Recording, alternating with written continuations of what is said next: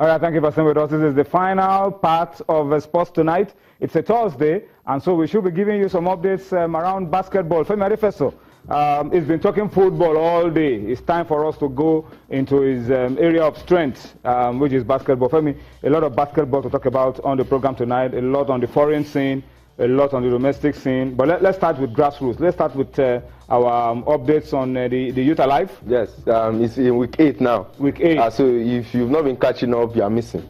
And it's fast running and it's not too late for you to try to catch up. Exactly. This weekend, as usual, Roe Park in Yaba and the Ilupeju basketball court, here in Lagos, those two centers, simultaneously games are ongoing or going on. Saturdays, it starts from 1:30. On Sundays, it starts at 2:30, in the afternoon. And just a group of talented young kids, under 13s. We have under 16 category, we have the under 19s category, both boys and girls, and it's fun all the way. And this will run up until May. I think the playoffs usually start, a week preceding to Children's Day, and the finals takes place, on May 27th. So we're still trying to gather up, looking at some of the best talents that have come up in the land. About 18 different academies across in Lagos and outside. And usually some of the other academies outside of Lagos come in during the playoffs from Ekiti, from Asaba, from Oyo State, to mention a few of those places. And it's just amazing to see, how much investment, some group of individuals put into, developing the game of basketball. And this even runs even longer than even the normal. We wanted to see some of the fixtures, but I don't know whether the fixtures are there for you to see. But if the fixtures are there, we would like you to see them. But if you can't get them, we just reel out for us the fixtures for some of the games. Okay, for the under 13 level, it's a mix of boys and girls at that level. At Roe Park, we have Top Field against D-Bond, Bobcats against the Wildcats, River Dragons against the Jordan Warriors Cadets. Very interesting names, for these academies. While under 13s at the Ilupeju basketball court, Q Titans, and that's an arm of the Air Force team, and against Warriors Academy, we have Camp David against Warriors as well. That's under 13s. While in the under 16 boys category at Roe Park, we have Top Field against Bobcats, Flames against River Dragons, D-Bond against Discover. That's what they call themselves. And Royal Tigers against Rangers, and Flames against Top Field. While I'm in the Ilupeju basketball court for under 16s, I will see Gendameri. It's a school out there against Warriors, while Beverett will play Raptors Basketball Academy as well. There will be games also in the under 19 categories, but this is premium. That youth level, under 13s, mixture of boys and girls, and the under 16. And it's amazing the level of talent. The quality of basketball that's been coming out there, and the quality of basketball. One of these days, perhaps I will try and manage to bring in one or two of those children to just share some of the experiences, and what they've gained so far. The coaches of these academies are always excited because this is an opportunity, a very rare one at that. Because you hardly see competitions at this level, and this gives them an opportunity to test, what they've been impacting on the children. Okay, let's pause. Let's go on a break. When we return, there'll still be some basketball to talk about on Sports Tonight. Join us again.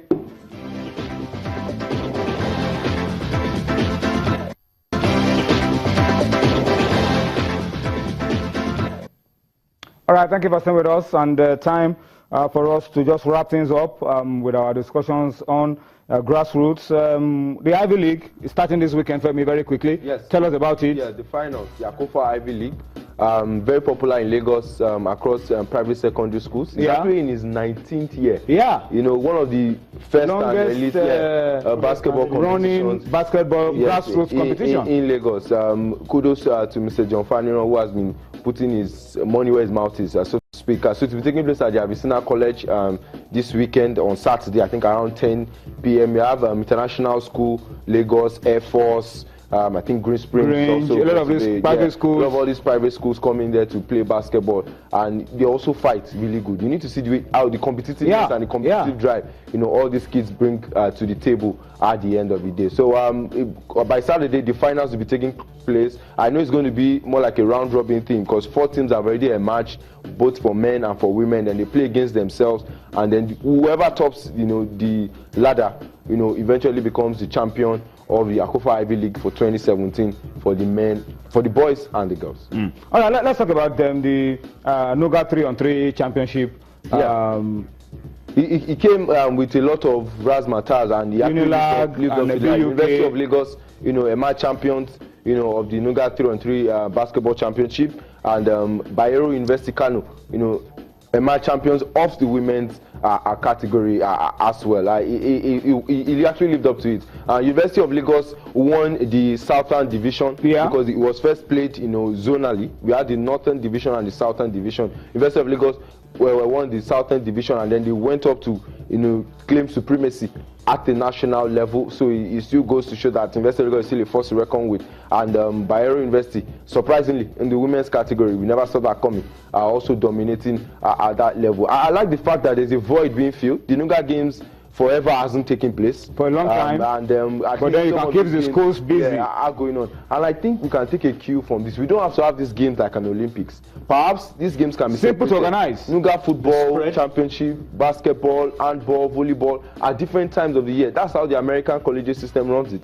I think it's more cost effective, it's easier, and development is easy to monitor, and it's more manageable by these host schools. At the end of the day, the finals took place in Abuja, and really we must say kudos to the organizers who put together this event. Hopefully this won't be a one-off thing.